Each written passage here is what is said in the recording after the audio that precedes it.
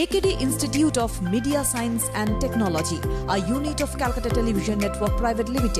পশ্চিম বাংলার সর্ববৃহৎ নিজস্ব মিডিয়া ক্যাম্পাসে 100% প্র্যাকটিক্যাল ট্রেনিং সহ নতুন শিক্ষাবর্ষে শুরু হতে চলেছে ম্যাকআউট কোলাবোরেটেড বিভিন্ন কোর্সেস।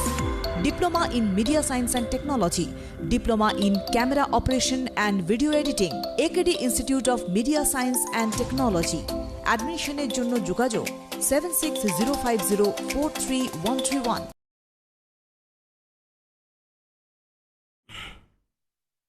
গুড মর্নিং, নিয়ে এলাম আপনাদের জন্য অনুষ্ঠান এডুকেশন অনলাইন। এডুকেশন অনলাইন মূলত ছাত্রছাত্রী বন্ধু তোমাদের জন্য। মূলত এই অনুষ্ঠানে তোমরা বিভিন্ন বিষয় ভিত্তিক ক্লাস পেয়ে থাকো, কারণ যেই বিষয়ে তোমাদের একটু দুর্বলতা রয়েছে আমরা চেষ্টা করি সেই সমস্ত বিষয়গুলোকে তোমাদের সামনে তুলে ধরতে। স্যারেরা আসেন, ম্যামেরা আসেন, তারা কিন্তু তাদের অভিজ্ঞতার নিরিখে অবশ্যই বিচার বিশ্লেষণ করেন এক একটি সাবজেক্ট ধরে ধরে। কিন্তু আজকের ক্লাসটি একটু ডিফারেন্ট হতে চলেছে এই কারণেই যে আমরা তো সবসময় পড়াশোনার কথা বলছি, কিন্তু অনেক সময় কি হয় যে হয়তো তুমি পরীক্ষা হলে গেছো, ছাত্রছাত্রীরা যারা তারা পরীক্ষা হলে গিয়ে হয়তো কোয়েশ্চেনটা কমন পেলে না, একটা টেনশন কাজ করে তো ভীষণভাবে। সেই টেনশনগুলো কিভাবে কাটিয়ে ওঠা যায়, বা ধরো সাইকোলজিক্যাল অনেক কিছু একটা স্টুডেন্টসের মধ্যে অনেক সময় আমরা দেখছি, এখন তো অনেক অপ্রীতিকর ঘটনা আমরা দেখি যে পরীক্ষায় ভালো ফল হলো না, তো ছাত্রছাত্রীরা কিন্তু আত্মহননের পথ বেছে নিচ্ছে। একটুখানি কিছু হলো তো তারা কিন্তু একটা চরম পথ অবলম্বন করছে, সেটা তো কোনো প্রসিডিওর নয়। আমরা চেষ্টা করবো আমাদের এই অনুষ্ঠানে অবশ্যই যে তোমরা যেরকম ইংলিশ, অঙ্ক, তার সঙ্গে সঙ্গে হিস্ট্রি, জিওগ্রাফি, বিভিন্ন সাবজেক্ট ওরিয়েন্টেড শিক্ষা তো পেয়ে থাকো, তার পাশাপাশি এগুলোও কিন্তু আমাদের একটু বোঝবার দরকার রয়েছে। তো এই বিষয়গুলো সম্পর্কে তোমাদের ধারণা দেওয়ার জন্য পার্থপ্রতিম সরকার স্যার উপস্থিত রয়েছেন আজকে। তিনি ইংরেজি, মূলত 10ম শ্রেণীর ইংরেজি নিয়ে আজকে আলোচনা করবেন, এবং তার পাশাপাশি যেটা তোমাদেরকে বললাম যে তিনি কিন্তু তোমাদেরকে বলবে যে কিভাবে তোমাদের এই নার্ভাসনেসটাকে কাটানো যায়, কিভাবে পরীক্ষায় ভালো ফল করা যায়, ইত্যাদি নানান বিষয়। স্যার, আপনাকে স্বাগত জানাই আমাদের অনুষ্ঠানে। তোমরা সরাসরি আমাদের এই অনুষ্ঠানে কিন্তু টেলিফোন করতে পারো। তোমাদের যদি কোনো ভয় থাকে, কোনো টেনশন থাকে, বা ধরো কোনো একটা সাবজেক্ট নিয়ে তোমাদের দুর্বলতা রয়েছে, তোমরা প্রকাশ করতে পারছো না, কারণ অনেক সময় কী হয় মা বাবারা একটু বকাবকি করে, এবং তাতে করে বা ছেলেমেয়েরা যে মা বাবাদের সঙ্গে একটা কমফোর্টেবলভাবে আলোচনা করতে পারে সেটা কিন্তু হয়ে ওঠে না। তাই আমরা চাইবো যে আজকের অনুষ্ঠানে তোমরা অবশ্যই ফোন করো, স্যারের কাছ থেকে একটা সলিউশন নিয়ে নাও, এবং তোমরা তোমাদের ভবিষ্যৎ স্টাডির জন্য এগিয়ে যাও। তাই তো স্যার? তাহলে স্যার আমি শুরুটা এইভাবেই করবো যে অনেক সময় কি হয়, পরীক্ষা হলে গিয়ে দেখে স্টুডেন্টরা তারা কমন পাচ্ছে না, তারা সারা বছর ধরে এটা পড়াশুনো করলো, কিন্তু কোয়েশ্চেন পেপারে দেখছে আনকমন কিছু। ডেফিনেটলি নার্ভাসনেস তো একটা আসবেই, তাহলে আমি কি করবো, আমার রেজাল্ট ভালো হবে না। তো সেই নার্ভাসনেস কাটানোর কি উপায় আপনি বাতলে দেবেন আমাদের স্টুডেন্টসদের? এটা খুব যৌক্তিক প্রশ্ন। আমরা প্রায়শই দেখতে পাই যে অনেক ছাত্রছাত্রীরা তারা এই কথাটা বলে যে, বা তাদের অভিভাবকরা কখনো কখনো বলেন যে স্যার কিছু তো অনেকটা শিখেছি, কিন্তু যদি পরীক্ষায় কমন না আসে। ছাত্রছাত্রীরা তোমরা যারা এই অনুষ্ঠান দেখছো, শুনছো, তোমরা খেয়াল রাখো এই কথাটা যে কমন আসা না আসা, আমি যদি নির্দিষ্ট একটা আমার বিষয়টায় বলি ইংরেজির ক্ষেত্রে, তার মানে বুঝতে হবে তুমি কমন না এলে কি হবে এই উদ্বেগ তোমার হচ্ছে, মানে তোমার প্রস্তুতি হচ্ছে সাজেস্টিভ। অর্থাৎ তুমি পড়াশুনোটা করেছো, কিছু বিষয় তুমি শিখেছো, পার্টিকুলার কিছু বিষয় শিখেছো। আমি একটা খুব উদাহরণ দিয়ে বলি, তুমি ডায়ালগ রাইটিং শিখেছো, 2023-এর মাধ্যমিকের জন্য ডায়ালগ রাইটিংটা ইম্পর্ট্যান্ট, শিখেছো। কটা শিখেছো?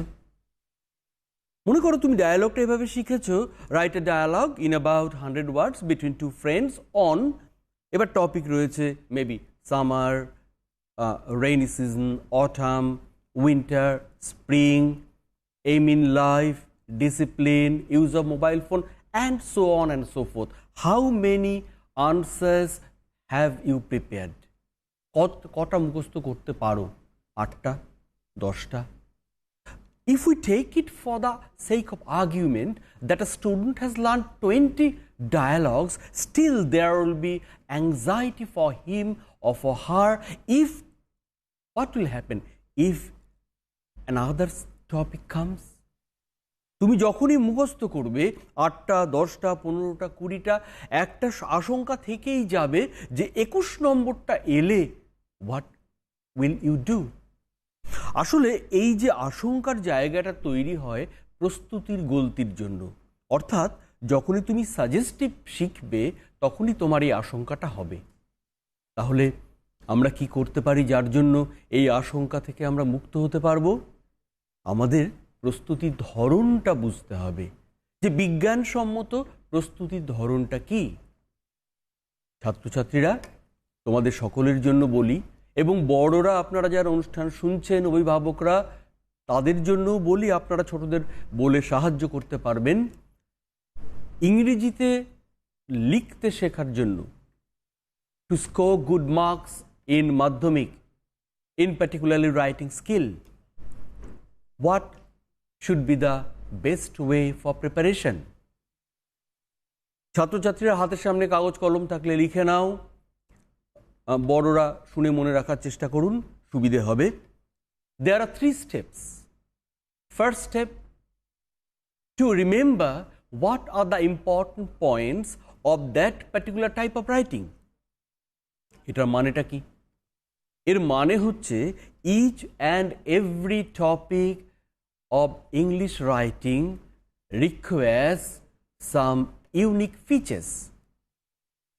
For example, the features of a good dialogue will not be the same of the features of a good process, or a notice writing requires some kind of particular attention that a story writing doesn't need.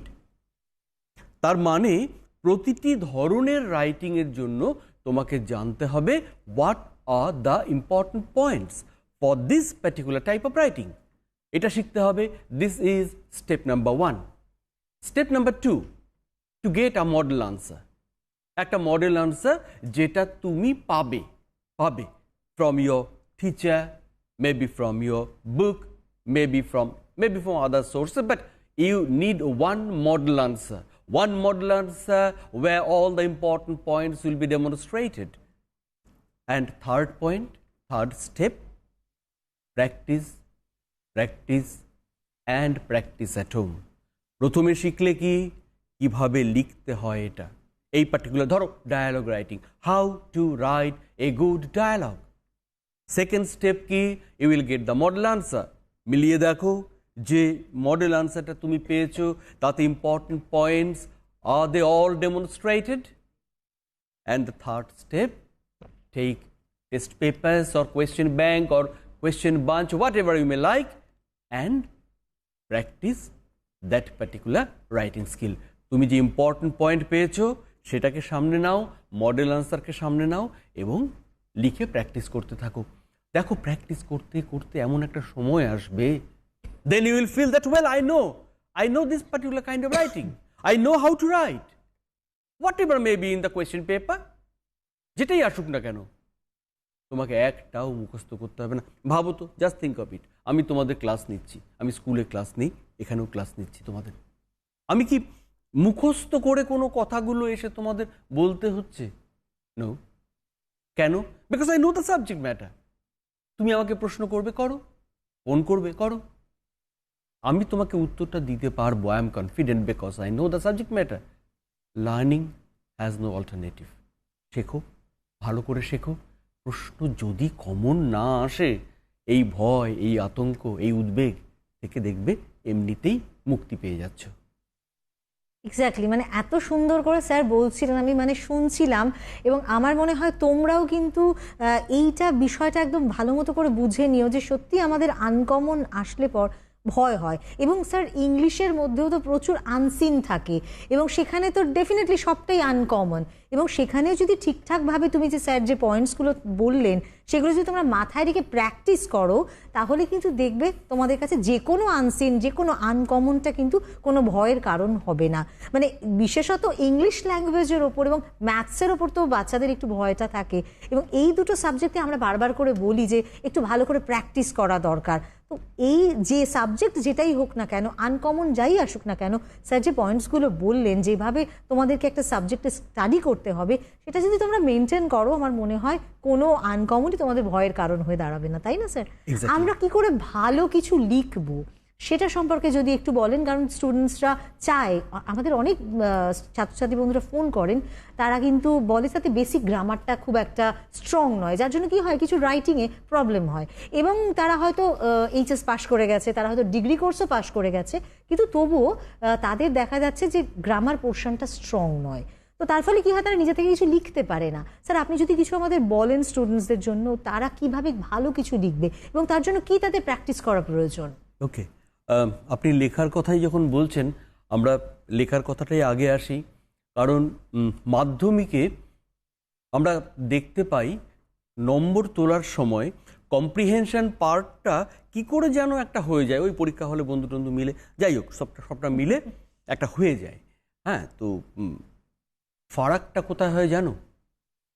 ছাত্রছাত্রীরা, তোমাদের উদ্দেশ্যে বলি, তোমরা যারা মাধ্যমিক দেবে বা আরও পরে দেবে, মূল ফারাকটা হয় একজন খুব ভালো নম্বর পাওয়া ছাত্র ইংরেজিতে, একজন তার থেকে কম নম্বর পাওয়া ছাত্রের মূল ফারাকটা হয় রাইটিং স্কিলে গিয়ে। কেন হয়? যখন আমি খাতা দেখার সময় একজন পরীক্ষক যখন দেখছেন, suppose he is checking an answer script and at present he is particularly checking our dialogue writing. Now what is he actually looking for? He is looking for the এই পরীক্ষার্থী সে কি শিখেছে কিভাবে একটা ডায়ালগ ভালোভাবে লিখতে হয়? তার আনসারে কি এটা ফুটে উঠছে? What are the important points of dialogue writing? Has he or she learned it? যখনই পরীক্ষক সেটা দেখতে পান তখনই তিনি পরপর রাইট দিতে থাকেন, আর পরীক্ষক যখন রাইট দিতে থাকেন তখন তোমরা জানো তোমাদের নম্বর বাড়তে থাকে। আর পরীক্ষকের যদি ভুরুতে ভাঁজ আসে, কি লিখেছে, বুঝতেই পারো তখন নম্বরের মাত্রাটা কমের দিকে যায়। তো তাহলে ছাত্রছাত্রীরা, তোমরা যারা আজকের ক্লাস দেখছো, শুনছো, খাতা কলম নিয়ে তোমরা বসেছো, তোমাদের জন্য বলি dialogue রাইটিংয়ের what are the important points of dialogue writing, how to write a good dialogue। 2023 মাধ্যমিকের জন্য এটা বিশেষভাবে আমাদের লক্ষণীয়, এই ডায়ালগ রাইটিংটা। বলি আমি, this is the first step, important points of dialogue writing. এটা লেখার 8টা পয়েন্ট খেয়াল রাখবে। Number 1, manners and etiquette. Maintain manners and etiquette, মানে বাংলায় যাকে আমরা বলি ভদ্রতা, সভ্যতা, এগুলো মেনটেইন করতে হবে ডায়ালগের শুরুতে, ডায়ালগের মধ্যে, ডায়ালগের শেষে। কীরকম? শুরুতে বলতে তোমরা সকলে জানো, যেমন দেখলেন আমরা যখন এই ক্লাসটা শুরু করলাম তখন অ্যাঙ্কার ম্যাডাম তিনি তোমাদের সম্বোধন করলেন প্রথমে, তোমাদের সৌজন্য ভদ্রতার এতে আমি তোমাদের সকলকে, যারা শুনছো সকলকে নমস্কার জানালাম। This is simply manners, this is simply a demonstration of etiquette. Good morning, good afternoon, good evening, good night, have a nice day, thank you, thanks a lot. All these are the examples of expressing manners and etiquette. তোমার ডায়ালগটা শুরু হবে manners দিয়ে, শেষ হবে এবং মাঝখানে থাকবে। Examiner জানবেন যে you have learned how to write a dialogue, তুমি নম্বর পাবে। Second point, use as many question answers as possible. যতটা সম্ভব বেশি প্রশ্নোত্তর ব্যবহার করো ডায়ালগে। কেন বলো তো? যেমন ধরো ডায়ালগে দুটো ক্যারেক্টার এক্স অ্যান্ড ওয়াই, এই একটা প্রশ্ন করলো, ও কিছু বললো, বলে একটা প্রশ্ন করলো, এই উত্তর দিচ্ছে। কি হয় এতে? It makes a dialogue lively and natural. নইলে এ কিছু কথা বলে গেল, ও কিছু কথা বলে গেল, এ কিছু অ্যাসার্টিভ সেন্টেন্স ব্যবহার করছে, ও কিছু অ্যাসার্টিভ সেন্টেন্স ব্যবহার করছে। It looks more like a মোনোলগ। আমি তোমাদের বোঝাচ্ছি, একা না বলছি কথা, একা বলছি, মোনোলগ, মোনো এক, ডায়া ডিওয়াই ডায়ো গ্রিক শব্দ, সেখান থেকে লোগ মানে শব্দ, দুজনে মিলে কথা। তাহলে ডায়ালগ দুজনে মিলে কথা। এবার দুজনে মিলে কথা তখনই স্বাভাবিক হয়, বন্ধুরা দেখবে খেয়াল করে, তোমরা যখন বন্ধুরা কথা বলে খেয়াল করে দেখো, কিছু প্রশ্ন করলে আরেকজন কিছু বলার সুযোগ পায়, অর্থাৎ transfer of information. It makes a dialogue normal, natural, lively. Third point, the sentences will be short. বড় বড় সেন্টেন্স লিখবে না, try to avoid lengthy sentences. Point number 4, write simple sentences. Try to avoid complex and compound sentences. তোমরা খেয়াল করে দেখো, আমি আবারও বলি, বাংলাতেও তোমরা খেয়াল করে দেখো, ক্লাসে যখন বন্ধুরা কথা বলবে বা রাস্তাঘাটে একটু চুপ করে কান পেতে শুনবে, দেখবে কোনো মানুষ কিন্তু দৈনন্দিন কথা বলার সময় খুব বড় বড় সেন্টেন্স ব্যবহার করে না, সেটা একটা বক্তৃতা টুকতার মতো হয়ে যায়। So point number 4, simple sentences. Use of Point number 5, use of half sentence or part sentence. Half or part sentence. তোমাদের অনেকের মনে হতে পারে হাফ সেন্টেন্স, পার্ট সেন্টেন্সটা কি? আচ্ছা, এর আগের সবটা বুঝতে পেরেছো তো? তোমরা এটা যদি ক্লাসরুম হতো তোমরা বলতে ইয়েস স্যার। এখন যারা পর্দার ওপারে রয়েছো তোমরা ওখান থেকে ঘাড় নাড়ছো। আমার মনে হয় যারা সরাসরি আমাদের অনুষ্ঠান দেখছো, অবশ্যই স্যার কিন্তু খুব ইম্পর্টেন্ট পয়েন্টস নিয়ে আজকে কথা বলছেন। যে আমরা ইংলিশ সাবজেক্টটা নিয়ে বিভিন্ন চ্যাপ্টার ধরে ধরে রেগুলার পড়ানো হয়, বা যখনই স্যারেরা আসেন বা ম্যামেরা আসেন তারা কিন্তু ক্লাস নেন। এবং তার পাশাপাশি এটা খুব ইম্পর্টেন্ট যে সবসময় আমরা তো স্টুডেন্টসদের মধ্যেও 3 রকমের ভাগ দেখতে পাই। মানে এক ধরনের হচ্ছে খুব স্টুডিয়াস, যারা প্রচণ্ড পড়াশুনো করে, খুব ভালো পড়াশুনো, যারা মিডিওকার স্টুডেন্ট, এবং যারা হয়তো একটু কম পড়াশুনো করে, বা আমরা তাদের সোকল্ড এই দুটো গ্রুপের মধ্যে ফেলতে পারছি না, একটু উইক স্টুডেন্ট। তো সকলকেই আমাদের একটা উদ্দেশ্য থাকে যে সকলকে একটা হেল্প করা, যে ডেফিনেটলি তারা ভালো করবে। তো স্যার কিন্তু আজকে ভীষণ ইম্পর্টেন্স কিছু পয়েন্টস নিয়ে আলোচনা করছেন, সব ধরনের স্টুডেন্টস যাতে তারা এই বিষয়গুলো মাথায় রেখে পরীক্ষায় ভালো ফল করতে পারে। মানে আলটিমেটলি লক্ষ্য তো আমাদের পরীক্ষায় ভালো ফল করা, তার সঙ্গে সঙ্গে ডেফিনেটলি আমাদের এটা মাথায় রাখতে হবে, আমরা যখন কোনো জিনিসটা পড়বো সেটা সঠিকভাবে জানবো এবং বুঝবো। পরীক্ষার ফল আমাদের ভালো করতে হবে সেটা তো অবশ্যই, কিন্তু যে বিষয়টা আমরা পড়বো ভালোবেসে পড়বো এবং সেটাকে ভালো করে পড়বো। তো সেক্ষেত্রে তোমরা আমাদের অনুষ্ঠান সরাসরি দেখছো আজকে স্যারের এই আলোচনা থেকে, তোমাদের যদি মনে হয় যে তোমরা কোনো বিষয় নিয়ে কথা বলতে চাইছো স্যারের সঙ্গে, ডেফিনেটলি চলে আসো। টেলিফোন নাম্বার তো আমাদের স্ক্রিনে যাচ্ছেই, লাইভ দেখো দুটো টেলিফোন নাম্বার যাচ্ছে, ঠিক এই দিকটাতে রয়েছে, স্যারের নিচের দিকটাতে। তোমরা কিন্তু সেই নাম্বারে ফোন করতে পারো এবং সরাসরি কথা বলতে পারো স্যারের সঙ্গে। হ্যাঁ স্যার, প্লিজ কন্টিনিউ করুন। হ্যাঁ, যে কথা বলছিলাম, half sentence or part sentence. আমি যদি তোমাকে বলি যে আজ আমি কি পরে রয়েছি, আমি কি পোশাক যেটা পরে রয়েছি, তোমরা দেখতে পাচ্ছ কি পরে রয়েছি, তোমরা মনে মনে বলছো যে টি শার্ট। এই যে উত্তর দিলে টি শার্ট, আমি যে কোয়েশ্চেনটা করলাম, আমি আজ কোন পোশাকটি পরে রয়েছি, তুমি বললে T shirt. What am I wearing now? You said T shirt. This is a part sentence or a half sentence? The full sentence is, sir, you are wearing a t-shirt today. This is the full sentence. But in conversation, we often use part sentence or half sentence. Have you understood? You will, yes, sir. This is also another part sentence. Yes, sir. Puro sentence ta hocche, yes, sir, I have understood.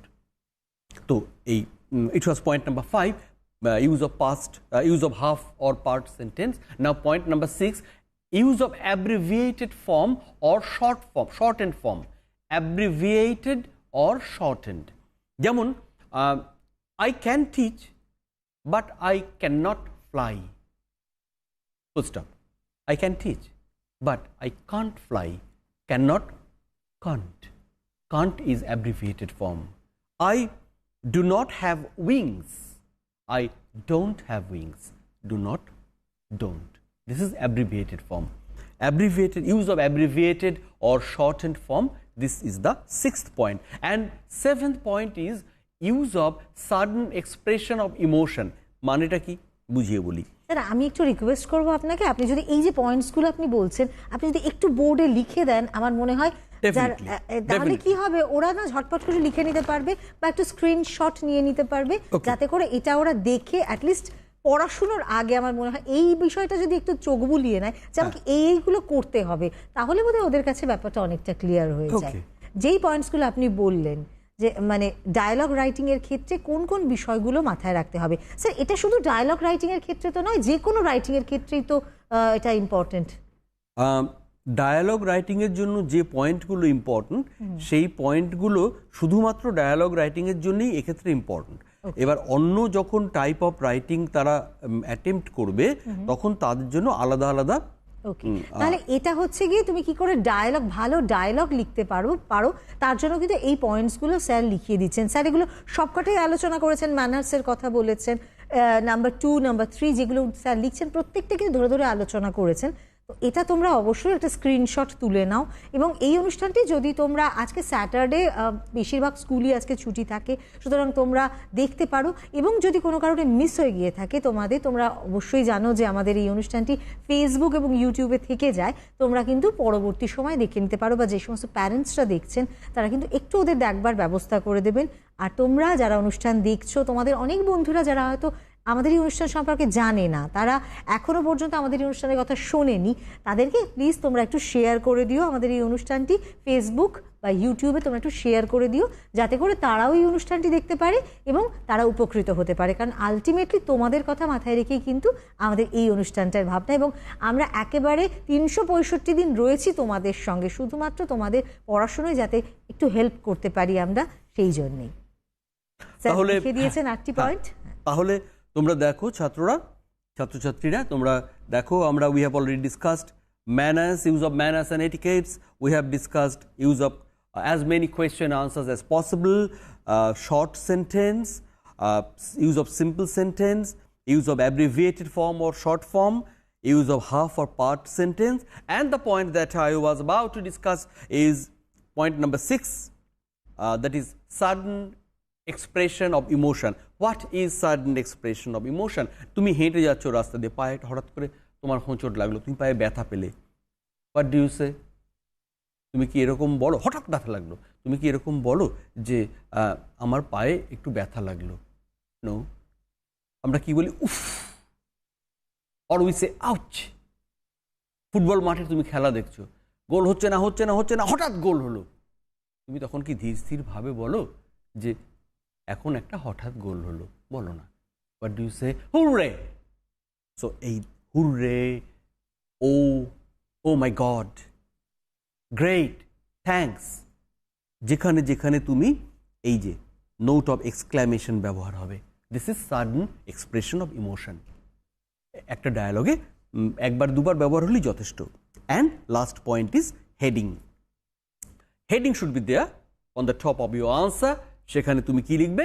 হেডিংটা it should be very simple, a conversation or a dialogue, it depends upon the question. Question যদি conversation বলে তুমি conversation লিখবে, and if this is written in question that write a dialogue, you will write a dialogue between two friends on যে টপিকটা কোয়েশ্চেনে বলা থাকবে। আশা করি তোমরা সকলে বুঝতে পেরেছো। আমি তোমাদের সকলের জন্য আলোচনা করেছি what are the important points of dialogue writing, that is how to write dialogue properly. Next point যেটা থাকলো, নেক্সট স্টেপে যেটা রইল, মডেল আনসার। আমাদের ক্লাসগুলো তো সময় ভাগ ভাগ করে নিই, আমরা মডেল আনসারটা পরবর্তীতে আবার কখনো যখন দেখা হবে তার জন্য মডেল আনসারটা আমরা সেখানে রাখলাম। Today we have covered the first step, learning the important points of dialogue writing. Exactly. তো আমরা আজকে স্যারের কাছ থেকে শিখলাম যে কিভাবে ভালো মতো করে ডায়ালগটা লিখতে হয়, এবং তোমরাও অবশ্যই জেনে নিলে, তোমরা স্ক্রিনশট তো নিয়েই নিলে। তো ডায়ালগ যখন তোমরা লিখবে এই বিষয়গুলো কিন্তু মাথায় রেখো। তো আর একটা পোর্শন একটু আলোচনা করতে চাইবো, যেহেতু আমরা রাইটিংয়ের মধ্যেই রয়েছি, একটু গ্রামারের পোর্শনটা একটু ছোবার চেষ্টা করবো, কারণ এটাও ভীষণ ইম্পর্টেন্ট পার্ট। এবং আমরা জানি যে ইংলিশ এবং বাংলা এই সাবজেক্টগুলোতে গ্রামার পোর্শনটা হচ্ছে এমন একটা পোর্শন যেখানে কিন্তু নাম্বারটা তোমরা তুলতে পারো।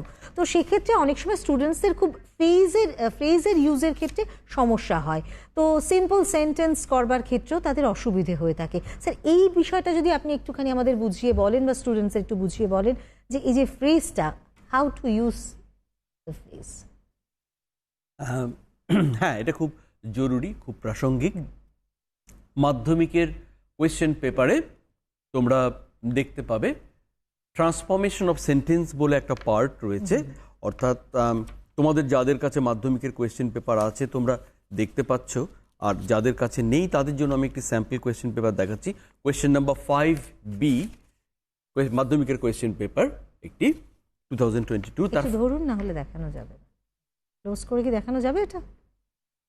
This is the cover page. Okay, question number 5B, সেখানে থাকে transformation of sentences. Transformation of সেন্টেন্সেসে তোমরা দেখতে পাও ছাত্রছাত্রীরা যে সেখানে থাকে, অনেক সময় থাকে যে একটি কমপ্লেক্স সেন্টেন্স থেকে সিম্পল বা কম্পাউন্ড, বা কম্পাউন্ড থেকে সিম্পল বা সিম্পল থেকে কম্পাউন্ড ট্রান্সফর্ম করা, from one form to another form. সেখানে তোমাদের পক্ষে সমস্যা হয় when a sentence is given in compound form or in complex form and you are instructed to make it simple. কিভাবে কম্পাউন্ড বা কমপ্লেক্স থেকে সিম্পলে আনতে হয়, এই যে এটাতে কন্ট্রাকশন আমরা ব্যবহার করি বা সংক্ষেপ করা আমরা ব্যবহার করি। এক্সপ্যানশনে আমরা সিম্পল থেকে কমপ্লেক্স বা কম্পাউন্ডে নেওয়ার সময় এক্সপ্যান্ড করি, আমরা কন্ট্রাক্ট করি যখন আমরা কমপ্লেক্স বা কম্পাউন্ড থেকে সিম্পলে আনি। তার মধ্যে অনেকগুলো পদ্ধতি আছে, তার মধ্যে একটা পদ্ধতি হচ্ছে ফ্রেজের ব্যবহার করা। Now there is a question, phrase কিভাবে ব্যবহার করতে হয়? এটা করতে গেলে তোমাকে প্রথমে বুঝতে হবে একটা ফ্রেজ কাকে বলে।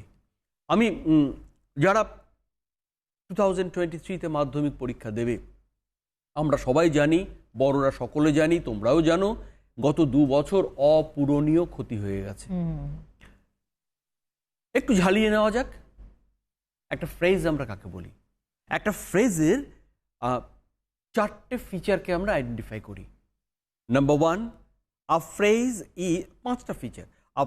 আ phrase is a group of words.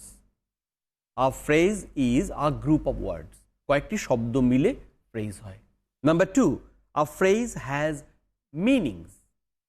Meaning রয়েছে, অর্থ রয়েছে, অর্থহীন নয়। আ phrase doesn't have a subject and a predicate. একটা ফ্রেজের সাবজেক্ট বা প্রেডিকেট থাকে না। আ phrase doesn't have a finite verb, কোনো ফাইনাইট ভার্ব থাকে না। And the last point is a phrase cannot be used independently as a sentence. তাহলে এই যে একটা ফ্রেজের এই 5টা বৈশিষ্ট্য, group of words, has meaning, doesn't have a subject or predicate, doesn't have a finite verb, can't be used as an independent sentence. এই 5টা হচ্ছে বৈশিষ্ট্য একটা ফ্রেজের।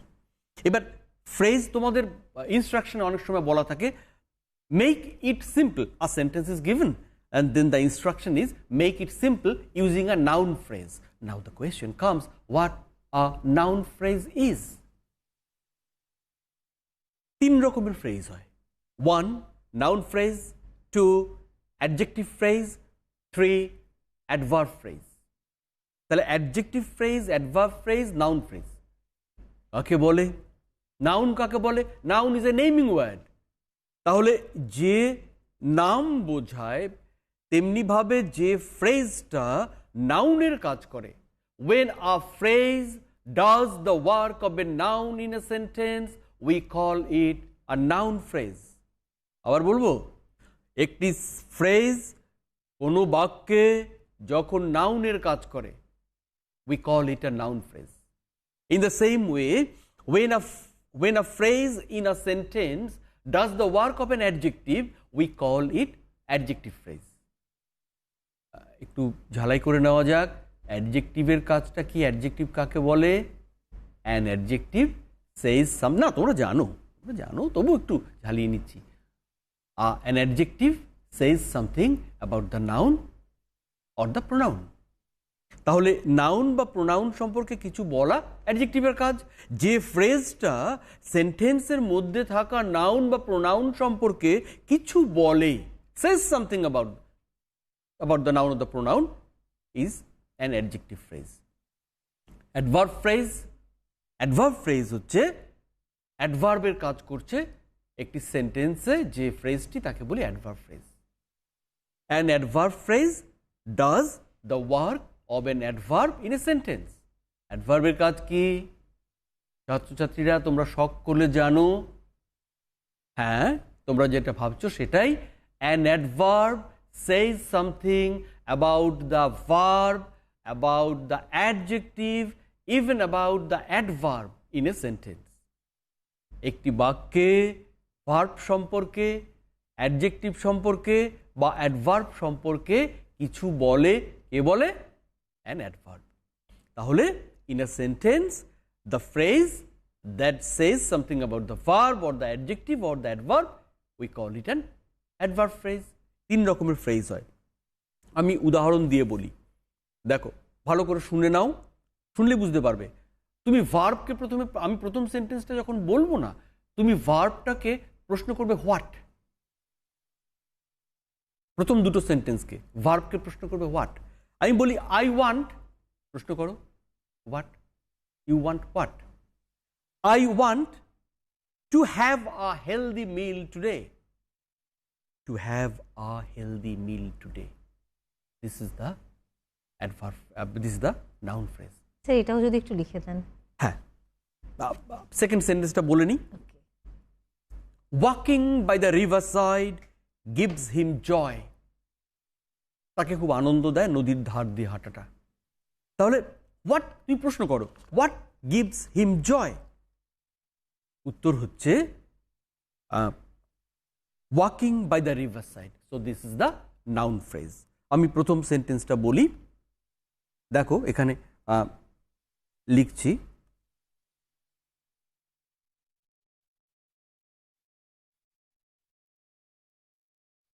I want to have a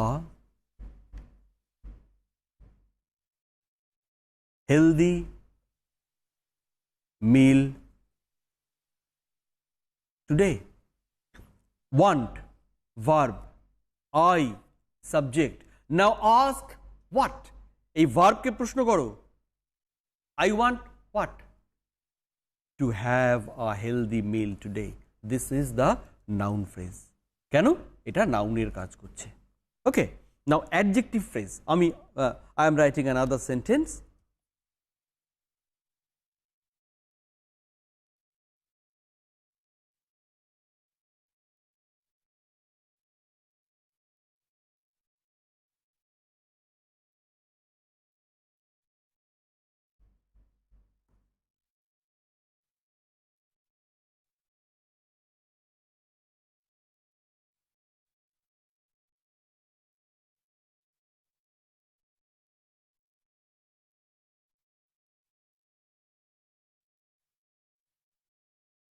তোমরা দেখছো অনুষ্ঠান এডুকেশন অনলাইন। আজকে কিন্তু মূলত 10ম শ্রেণীর ইংলিশের আলোচনা হচ্ছে এবং সেখানে তোমরা কি করে ভালো ডায়লগ লিখতে পারো, তার সঙ্গে এই যে ফ্রেজ ইউজটাও কিন্তু স্যার শেখাচ্ছেন। তোমরা অবশ্যই মন দিয়ে শেখো এবং এই যে এক্সাম্পলগুলো সেটা কিন্তু ভীষণভাবে ইম্পর্টেন্ট কোনো একটা জিনিসকে বোঝবার জন্যে। এক্সাম্পল সহযোগে যদি বোঝা যায় তাহলে জিনিসটা আরও বেশি বোধগম্য হয়। হ্যাঁ স্যার বলুন। Now students, I think all of you can see what I have written on the board. Shankar has gifted Malina a ring made of gold. Shankar, subject, has gifted, verb.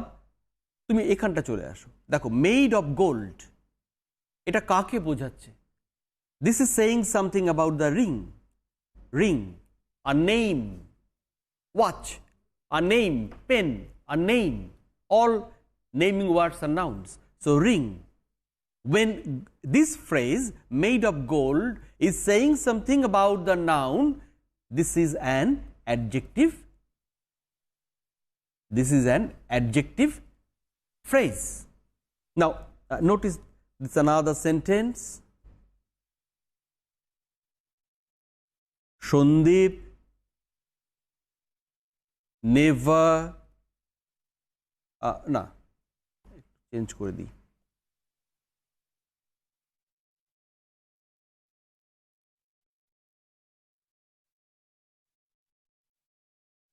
Shandip has a voice full of melody. সন্দীপের একটা voice রয়েছে যেটা কিনা ফুল of melody, full of melody. This phrase is saying something about voice. So this is doing the work of an adjective, and this is an adjective phrase. So this is another example of adjective phrase, and we have given two examples, first and second, of adjective phrase. Students, I hope all of you have understood what is an adjective phrase and how an adjective phrase is used. Now I am giving you examples of adverb phrase.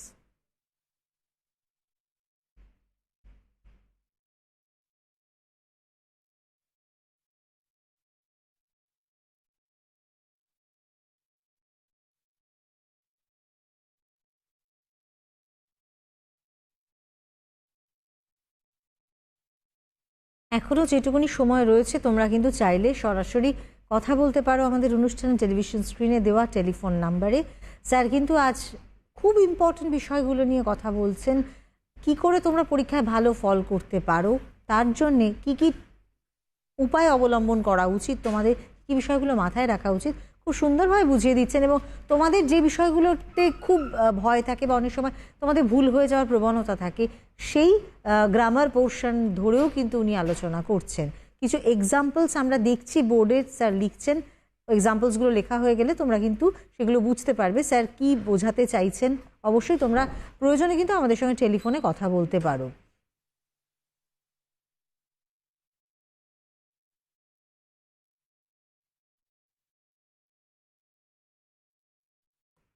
Okay, students, now you can see the first sentence is Povitro never stops in the middle of his song. In the middle of his song, this phrase is saying something about the verb stops. Have you noticed? This is the verb stops, and this verb is being qualified, something is being said about the verb, and so this phrase in the middle of his song is an adverb phrase. In the second sentence, Nitish does his duty in a confident manner. So how does Nitish do his duty? In a confident manner. This phrase in a confident manner is saying something about this verb doing, does. So when this phrase is saying something about the verb, we understand this is an adverb phrase. Boys, students, we have explained about the phrase.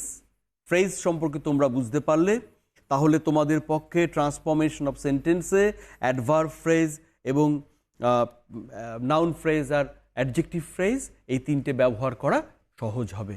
আমরা এরপর রইল clause, আমরা next ক্লাসে আশা করি clause সম্পর্কে ব্যবহার করতে পারবো। সত্যি তাই, এই যে ফ্রেজ অ্যান্ড ক্লজ নিয়ে কিন্তু অনেকের অনেক কনফিউশন থাকে এবং জিজ্ঞাস্য থাকে। আজকে ফ্রেজটাকে আলোচনা করলেন স্যার যেটুকুনি সময় রয়েছে তাতে করে, এবং ক্লজের ক্লাসটা ডেফিনেটলি আমরা যখন পরবর্তী ক্ষেত্রে স্যারকে পাবো আমরা তার কাছ থেকে সেটা জেনে নেব, কারণ এই যে গ্রামার পোর্শনটা কিন্তু ভীষণভাবে ইম্পর্টেন্ট। বারবার করেই তোমাদেরকে বলি যে নাম্বার তোলার একটা মোক্ষম জায়গা হচ্ছে গিয়ে গ্রামার পোর্শনটা। সুতরাং এখানে চেষ্টা করবে যে যেই ফুল মার্কসটা থাকে একটু তাতে যদি ফুল মার্কস পাওয়া যায় তাহলে কিন্তু তোমাদের নাম্বার মানে তোলাটা অনেকটা ইজি হবে আদার্স সেকশনসগুলোর চাইতে।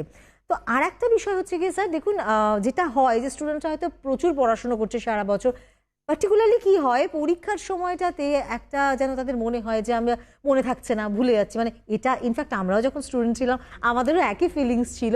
তো সেটাই যদি মানে ভাবি আমরা যে বাচ্চাদের মনে রাখার, কি করে আমরা মনে রাখবো, বা এই যে ধর পরীক্ষার আগে মনে করতে পারছি না কিছু একটা, এই সমস্যাটাকে কাটিয়ে উঠবার জন্য কি করণীয়?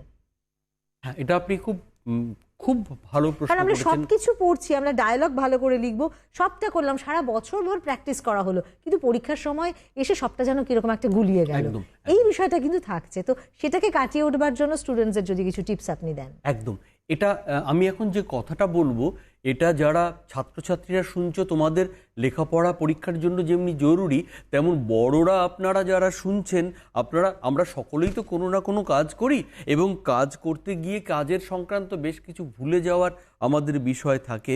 আমি একদম প্রথম বিষয়টি আজ আলোচনা করব, একদম প্রথম ভুলে যাওয়া, মনে রাখা, লেখাপড়া প্রথম ধাপটি। যখন কোনো শেখা ওপর হয়, for the sake of doing something,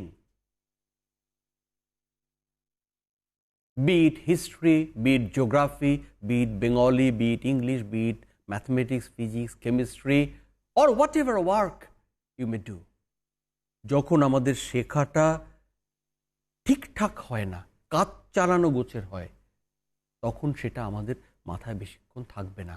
এই শেখা, আমি দুটো শব্দ ব্যবহার করেছি, শেখা আর কাজ চালানো। তাহলে কাজ চালানোটা রেকমেন্ডেড নয়। যে কাজ আমরা জীবনে করি, ছাত্রছাত্রীদের জন্য লেখাপড়া, বড়দের জন্য অন্য, শেখাটা জরুরি। শেখা বলতে কি বোঝাই আমরা? From neurological point of view, শেখা বলতে বোঝানো হয় when a new synaptic connection is established, we call it learning. ভয় পাওয়ার কিছু নেই, আমি ব্যাখ্যা করে বলি। নার্ভ সেলগুলো একে অপরের সঙ্গে যখন কানেক্টেড হয়, সেই কানেকশনটাকে আমরা বলি সাইন্যাপটিক কানেকশন, সাইন্যাপস। তো এই সাইন্যাপটিক কানেকশন যখন এস্টাবলিশ হয়, তখন আমাদের শেখা হয়।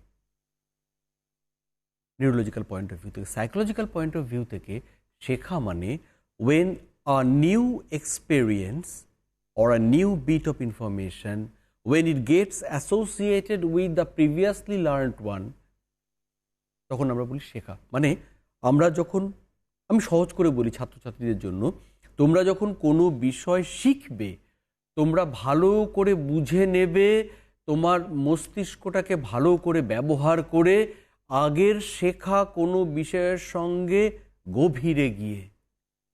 যেমন ধরো, আমার সামনে একটা বোর্ড রয়েছে, আমি এটা কখনো ব্যবহার করতে জানি না, আমি এখানে কিভাবে মুছতে হবে আমি দেখলাম, এখানে না একটা ওই ইরেজারের ছবি রয়েছে, তাহলে আমার ওল্ড লার্নিংটা হচ্ছে একটা ইরেজারের ছবি, আর এখানে আমার হাতে এই যেটা দেওয়া হয়েছে এটা হচ্ছে নতুন, আর এখানে রয়েছে ইরেজার।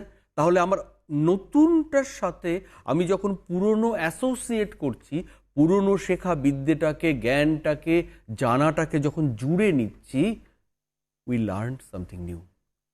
শেখা মানে যে কোনো বিষয় মন দিয়ে শোনো, শুধু কান দিয়ে শোনো না, মন দিয়ে শোনো। কান দিয়ে শোনা হচ্ছে হিয়ারিং।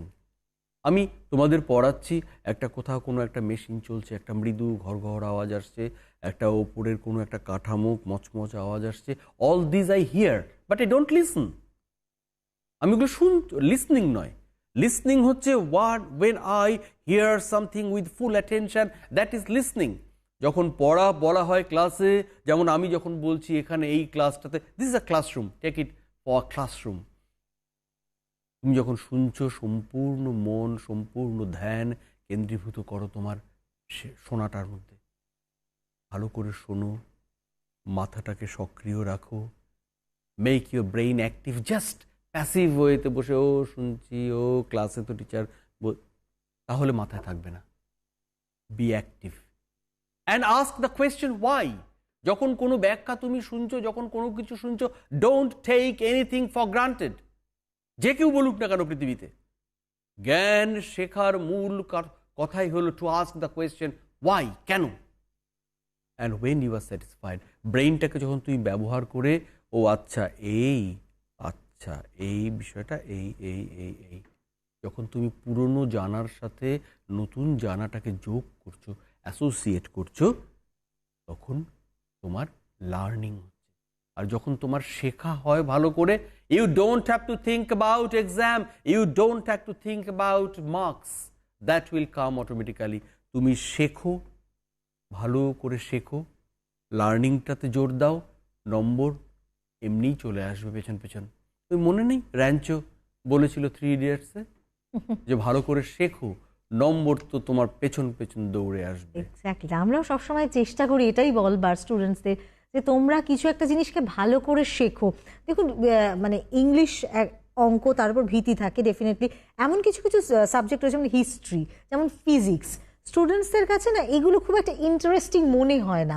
তো সেই ইন্টারেস্টিং বিষয়টাকেও কিন্তু ইন্টারেস্টিং করে পড়া যায়, এবং পড়লে পর তার মধ্যে কিন্তু তোমরা যদি পড়ার মতো করে পড়ো, নাম্বার ডেফিনেটলি, এটা কিন্তু আমরাও বারবার করে বলার চেষ্টা করি যে নাম্বার ডেফিনেটলি তোমরা পাবে। তোমরা সাবজেক্টটাকে ভালো করে বোঝবার চেষ্টা করো, এবং সেটাকে তোমরা আয়ত্ত করলে পর দেখবে তোমাদের এই যে নাম্বার তোলার ব্যাপারটা কিন্তু তার জন্য আলাদা করে এফোর্ট দিতে হবে না, অটোমেটিক্যালি কিন্তু তোমরা নাম্বার ভালো পেতে বাধ্য, যদি তোমরা বিষয়টাকে ভালোবেসে পড়ো, মন দিয়ে পড়ো। আর এই যে ইন্টারেস্ট, মানে কোনো একটা সাবজেক্টের মধ্যে ইন্টারেস্ট না পাওয়ার বিষয়টা, সেটা তো একটা থাকে, কিন্তু যখন দেখবে পড়বে তুমি একটা সাবজেক্টের মধ্যে, স্যার এটা নিশ্চয়ই আপনি একমত হবেন যে কোনো একটা সাবজেক্টে ইন্টারেস্ট পাচ্ছে না কোনো একটা বাচ্চা, তো সেটাকে কি করে ইন্টারেস্টিং করা যায় তার কাছে। টিচার্সদের অবশ্যই দায়বদ্ধতা থাকে যে সেটাকে একটু এমনভাবে পড়ানো যাতে করে তারা একটু ইন্টারেস্ট তাদের মধ্যে গ্রো করে, কিন্তু তবুও তাদের নিজেদেরকে কি করণীয় সেক্ষেত্রে সেটাও যদি আপনি একটু ছোট্ট করে বলে দেন, যে একটা ধরুন ইন্টারেস্ট পাচ্ছে না একটা সাবজেক্টে, সেক্ষেত্রে কি করবে? এটা খুব স্বাভাবিক যে অনেকগুলো বিষয় থাকতেই পারে যেটাতে সকলের সমান উৎসাহ পাচ্ছে না। আমি বলবো সেই মুহূর্তে সেটাকে নিয়ে লড়াইটা বন্ধ করো। লেখাপড়াটাকে যদি তুমি কুস্তিতে রূপান্তর করো, অর্থাৎ when it becomes an intellectual wrestling, তখন সেটা পড়া হয় না। আর আমি এক্ষেত্রে একটা বড় ভূমিকা বলবো বড়দের, বাবা মায়েদের এবং শিক্ষক শিক্ষিকাদের আমি দৃষ্টি আকর্ষণ করে বলতে চাইবো যে দেখুন কেন আকর্ষণ বোধ করছে না, কিভাবে এটাকে আকর্ষণীয় করে তোলা যায়। একটা বইয়ে সব ইনফরমেশন থাকে, শিক্ষকের কাজ, বড়দের কাজ তার মধ্যে জানার আগ্রহটাকে বাড়িয়ে দেওয়া। একটাই কৌশল সকলের ক্ষেত্রে সমান প্রযোজ্য নাও হতে পারে, কিভাবে একটা বিষয়কে এমনভাবে উপস্থাপিত করা যায় যেটা অনেকের কাছে বেশি গ্রহণযোগ্য হবে।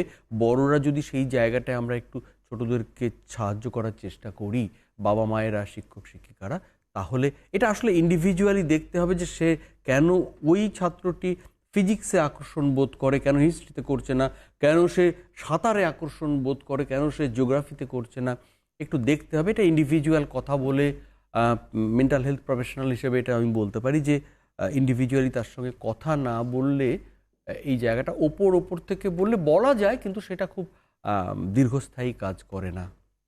এই যে আপনি একটা খুব ইম্পর্টেন্ট কথা বলেন, মেন্টাল হেলথ, এটা কিন্তু একটা মানুষের জন্য, মানে আমরা তো ছোটবেলা থেকে একটা বাচ্চার এই যে পড়াশুনোর যে প্রসিডিওরটা রয়েছে, আমরা আলটিমেটলি তাকে পড়াশুনোর এই সিস্টেমের মধ্যে দিয়ে কিছু শেখানো, কিছু জানানো, এবং এইভাবে আস্তে আস্তে করে সে বড় হয়ে ওঠে। এবং এই যে মানে শিক্ষাটা তো সারা জীবন ধরেই চলতে থাকে, মানে যতদিন মানুষ বেঁচে থাকবে শিক্ষাটা কিন্তু প্রসিডিওরটা চালিয়েই যায়। আমাদের প্রতি মুহূর্তে কিছু শিখতে হয়, আমাদের বেঁচে থাকতে গেলে আমাদের শিখতেই হবে। আমরা যদি না শিখতে পারি আমরা কিন্তু এগিয়ে যেতেই পারবো না।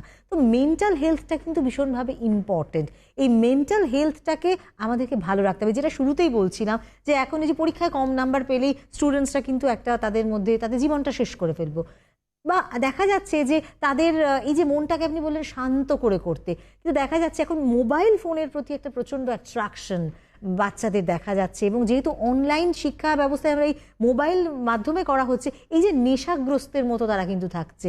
তার ফলে এই যে মোহ, এইটাকে কাটিয়ে উঠবার জন্য যদি আপনি কিছু বলেন, যেহেতু আমরা আজকে সাবজেক্টের পাশাপাশি এইগুলো বিষয় নিয়েও কথা বলছি, তাই এইটা একটুখানি শুনতে চাইবো আপনার কাছ থেকে। খুব গুরুত্বপূর্ণ কথা এটা। অনেকটা সময় দাবি করে, যদি আমি ঠিকঠাকভাবে বলতে চাই। আমি শুধু এটুকু বলবো যে মোবাইল ফোন একটা ছোট বাচ্চা মাতৃগর্ভ থেকে মোবাইল ফোন নিয়ে জন্মগ্রহণ করেনি। আমরা বড়রা, বাবা মায়েরা তার হাতে মোবাইল ফোনটা তুলে দিয়েছি। আমাদের দায়িত্ব যে তাকে শেখানো, তাকে বোঝানো যে how to use it properly, how not to use it improperly. তো বড়দেরই দায়িত্বটা মূলত। আর ছোট দেখতে হবে ছোটরা কেন ওটাতে খুব বেশি আকর্ষণ বোধ করছে, তার বাইরের জানলা দরজাগুলো সব বন্ধ করে রাখা হচ্ছে কিনা, এবং এই সমস্ত কিছু ছোটোখাটো চেষ্টার পরেও যদি খুব ভালো ফল না হয়, অবশ্যই প্রফেশনাল মেন্টাল হেলথ ওয়ার্কারের সাহায্য নিতে হবে before it turns too late. এটা অ্যাডিকশানের পর্যায়ে পৌঁছে যায় বা ডিপেন্ডেন্সের পর্যায়ে পৌঁছে যায়। আর এটা খুব আশঙ্কার কথা, আমরা চারদিকে দেখতে পাচ্ছি, শুধু যে ছোটদের তা না, যে বাবা মা বলবেন তাকেও নিজেকে আগে এই ডিজিটাল মাধ্যমে বা স্ক্রিনের প্রতি খুব বেশি ঝুঁকে থাকাটা থেকে সরে আসতে হবে। একটা কথা তো প্রায়শই বলা হয় যে তারা যেটা দেখবে, বাচ্চারা যেটা দেখবে তার সেটাই শিখবে। তো সেক্ষেত্রে কিন্তু মানে অভিভাবকদেরও একটা ইম্পর্টেন্ট রোল রয়েছে, খুব বড় ভূমিকা রয়েছে। আমাদের হাতে কিছু সময় হয়তো আছে, আপনি যদি একটু সেটাও বলেন যে একটা স্টুডেন্টসের প্রতি, কারণ দেখুন অভিভাবকদের একটা ইম্পর্টেন্ট রোল থাকে। অনেক সময় কি হয়, এই যে ক্লাস 9 থেকে 10-এ যখন সাবজেক্ট চুজের একটা ব্যাপার থাকছে, বা 10 থেকে 11-এর সাবজেক্ট চুজের ব্যাপার থাকছে, অনেক সময় মা বাবারা কি করেন, তাদের নিজেদের পছন্দের বিষয়টা কিন্তু স্টুডেন্টদের বাধ্য করেন তাদেরকে নিতে। এটাতে করে দেখা যায় যে আলটিমেটলি কিন্তু খুব যে ভালো হয় তা নয়। তো সেই সম্পর্কে যদি বলেন যে আপনি এই যে স্টুডেন্টসদের, অভিভাবকদের, তাদের কতটা সতর্ক থাকতে হবে এখনকার বর্তমান প্রজন্মের স্টুডেন্টসদের সঠিকভাবে পড়াশোনাটাকে এগিয়ে নিয়ে যাওয়ার জন্য। মাধ্যমিক পাশ করলো একটি ছেলে বা একটি মেয়ে, সে সঠিক পথে এগিয়ে গেল এবং জীবনে খুব উন্নতি করলো। আর ঠিক উল্টোটা ঘটতে পারে যদি অন্যরকমটি হয়। এই জায়গাটা ছোটরা যারা মাধ্যমিক পাশ করবে, তাদের চেয়ে বড় ভূমিকা হচ্ছে আমাদের সচেতন করে তোলা দরকার। কয়েকটি পয়েন্ট সব। Number 1, what is your strength? তোমার শক্তিটা কোথায়? কোন বিষয়টাতে সত্যি সত্যি তোমার ভালো দক্ষতা আছে? তুমি এই বিষয়টা নম্বরটা পেয়েছো, অনেকটা নম্বর পেয়েছো। আমার ছেলে বা আমার মেয়ে বা আমার ছাত্র, আমার ভাইঝি, আমার ভাইপো অনেক নম্বর পেয়েছে, কিন্তু সেটা কি সত্যি তার শক্তির জায়গা? নাম্বার 1। নাম্বার 2 হচ্ছে, সেটা কি তার সত্যি পছন্দের জায়গা, তার ভালো লাগার জায়গা, তার ভালোবাসার জায়গা? আর এর সঙ্গে খেয়াল রাখতে হবে ভবিষ্যতের সুযোগ কোনটাতে কেমন রয়েছে, জব অপরচুনিটি কোনটা কেমন আছে। মানে তিনটের একটা খুব প্রপার ব্যালেন্স করা দরকার। এটার জন্য বিভিন্ন টেস্ট রয়েছে, এটার জন্য পার্টিকুলার মেন্টাল হেলথ প্রফেশনালদের সাহায্য নেওয়া যেতে পারে, এটা বড় করেও নেওয়া যেতে পারে। এটা অনেকটা সময়ের আলোচনা। এটা আমি খুব সংক্ষেপে বলছি যে একজন ছাত্র বা ছাত্রী মাধ্যমিক পাশ করার পর দেখা দরকার তার পছন্দ কোনগুলো, সেটাকে একদম অবহেলা না, আবার সেটাকেই 100% গ্রহণ করা না। তার পছন্দ এমন একটা কিছু দেখা গেল যেটাতে খুব পরবর্তীতে ভালো নাও হতে পারে ব্যাপারটা, তো সেটা বোঝা দরকার। পছন্দ, the strength, and third point is job opportunity. সবটা মিলে একটা প্রপার ব্যালেন্স করা দরকার। বড়দের বলবো, মাননীয় অভিভাবক অভিভাবিকা মণ্ডলী, আপনারা যারা শুনছেন, আপনারা এই বিষয়গুলো তাদেরকে মাথায় রাখা প্রয়োজন। স্যার অসংখ্য ধন্যবাদ, এত ভালো করে আপনি বোঝালেন। আমার মনে হয় যারা দর্শক বন্ধুরা রয়েছে, যারা ছাত্রছাত্রী বন্ধু আমাদের রয়েছে, আজকে অনেক গুরুত্বপূর্ণ টিপস তোমরা পেলে। আজকের মতো আমরা এডুকেশন অনলাইন এখানেই শেষ করছি। আবার এডুকেশন অনলাইন আগামীকাল তোমরা দেখতে পাবে। স্যার অসংখ্য ধন্যবাদ, নমস্কার।